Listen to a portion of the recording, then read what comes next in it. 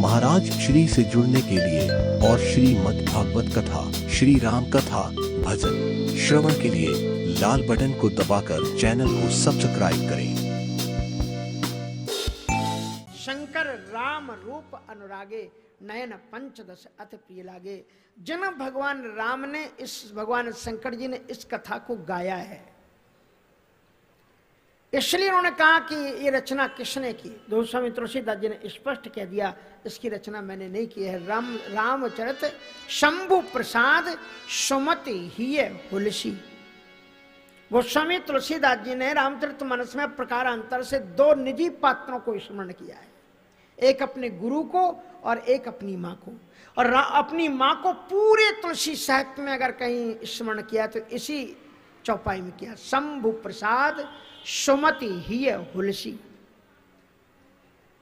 भगवान शंकर जी के प्रसाद से, इसलिए लघु सिद्धांत कौमुदी भी जब पढ़ते हैं, हमारे गोस्वामी जी जानते हैं कि इसमें जो सूत्र पढ़ाए जाते हैं अयोल रल्डिक एयोंग अयोच, उसके बाद में इति माहेश्वाणी सूत्राण्य आदि संज्ञार्थानि ऐसा मनता है ताहकारादि स्कारा उच्चारणार्थ नणमध्य तत्संग का।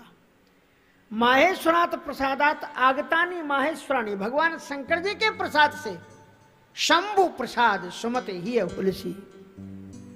भगवान शंकर जी के प्रसाद से सुमति मां की तरह पैदा हुई और उस सुमति की बेटी के रूप में ये पैदा होती है। रच महेश निज मानस राखा और पाए सुसमय शिवासन भाका। सभी लोगों ने अलग अलग काव्यों की गंगा बहाई। रामचरित सिंधु से जिस जिस कवि ने अपनी अपनी राम कथा काव्य धारा को बहाया, सभी ने उनका नाम रामायण रखा। जिसने भी लिखा संस्कृत में काव्य लिखा और सभी ने उनका नाम रामायण रखा, चाहे वाल्मीकि रामायण, अद्वैत रामायण, वर्मय रामायण, लोमस रामायण, भुसुंडी रामायण और अनेकों रामायण। रामायण शतकोटि अपारा, लेकिन सभी ने उनका नाम रामायण रखा। तो गोस्वामी तुलसीदास जी से पूछा कि महाराज इतनी रामायण है पहले ही से मौजूद है, वही क्या कम है, आप एक और लिखने बैठ गए। बोले यही तो बात है, वो सभी रामायण हैं लेकिन ये रामायण नहीं है। बोले रामायण क्यों नहीं है? बोले इसका नाम रामचरितमानस है। बोले फर्क क्या है? बोले रामायण बुरा नहीं मानना, वो एक ही जगह रहती है, जड़ होती है। क्योंकि रामस्य यह अयनम सा रामायणम, राम का जो घर है वो रामायण है। अब राम का घर अयोध्या में है, अगर आपको अयोध्या में राम स्थित हैं, अगर आपको उनसे मिलने जाना है तो आप में सामर्थ्य अगर होगी अयोध्या तक जाने की तो ही आप राम को मिल सकोगे। अयोध्या आपके पास में चल करके नहीं आएगी, ये निश्चित रूप से है।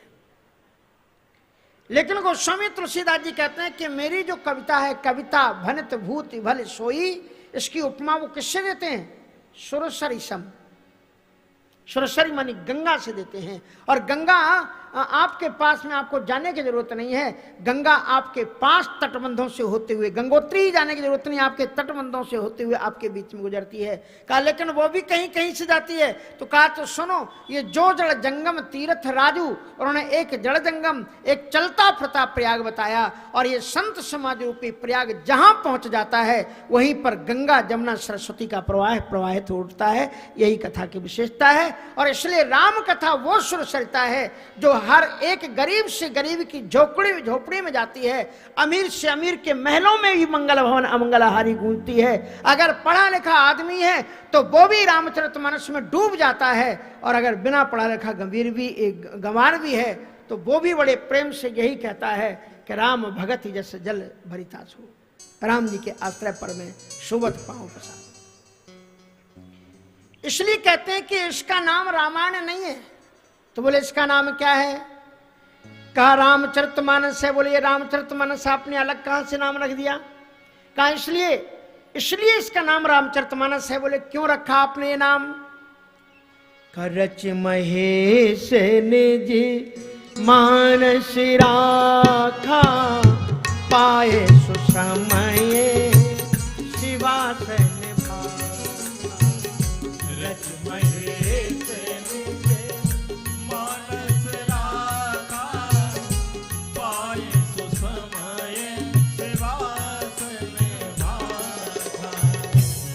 तेरा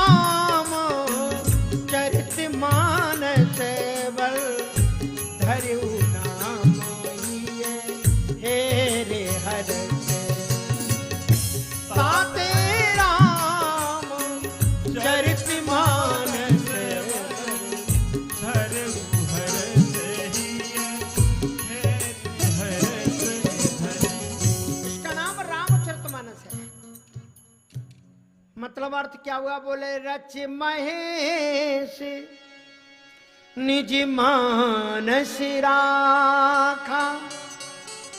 आप मुरब्बा तो खाए होंगे ना? मुरब्बा जितने अधिक दिन तक पकता है उतनी उसकी मिठास और लावण्यता उसकी बढ़ती है। तो ये वो पथ्य है, मुरब्बा की तरह है, आंवले की मुरब्बा की तरह, और इसे पकाया गया है और ऐसे वैसे बर्तन में नहीं पकाया गया है। रच महेश निज मानस राखा, ये भगवान शंकर जी के अंतःकरण रूपी पात्र में इसको पकाया गया है और राम भगत रस सिद्धि के रसायन में इसको पकाया गया है। कितने दिन तक का? रच महेश निज मानस राखा और पाए सुसमय शिवासन भाखा। कितने दिन परिव्यतीत हो जाने के बाद में उन्होंने श्रेष्ठ पात्र जब खोजा तब उन्होंने पार्वती जी को जाकर के इस कथा को सुनाया है।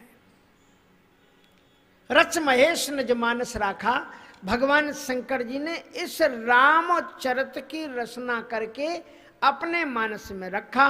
तो बोले फिर आपने निकाल लिया? बोले हमने नहीं निकाला, हमारी क्या सामर्थ्य है भगवान शंकर जी के। भगवान शंकर जी ने खुद ही लोकोपकार करने के कारण सो भगवान शंकर जी ने रच महेश निज मानस राखा, पाए सुसमय शिवासन भाखा, ताते रामचरित मानस वर। गोस्वामी तुलसीदास जी कहते हैं कि शंकर जी ने ही इसका नाम रखा है। धर्यु नाम ही हेरी हरस हर। हर मानी शंकर जी ने हृदय से निकाल करके इसका नाम रामचरितमानस रखा और शंकर जी को सुनाया, पार्वती जी को सुनाया।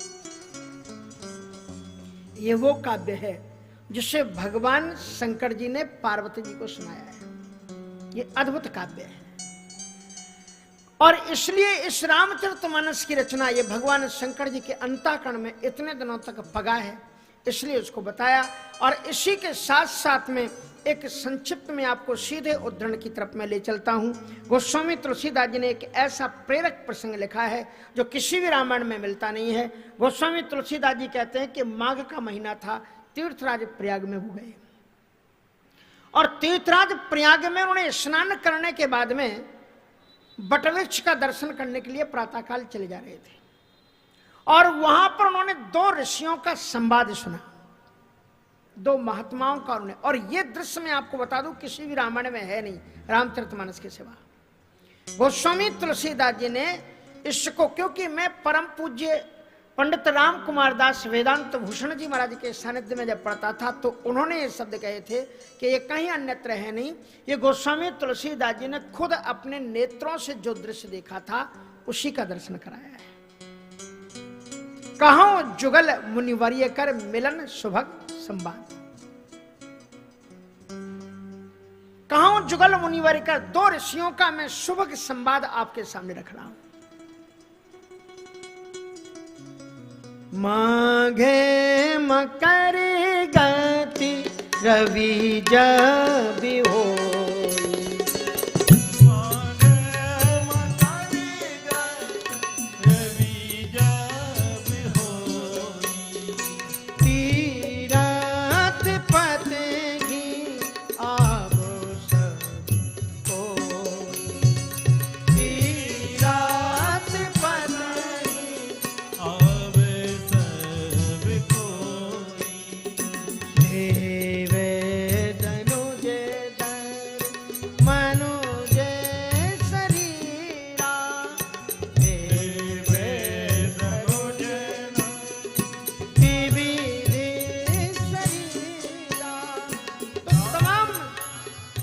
स्वागमन वहां पर होता है। और उसमें पूज्यपाद गोस्वामी तुलसीदास जी महाराज वट वृक्ष के नीचे दो ऋषियों को देखते हैं और दो ऋषियों का दर्शन करते हैं। और उन दो ऋषियों में पहले एक ऋषि है महाराज भरद्वाज ऋषि।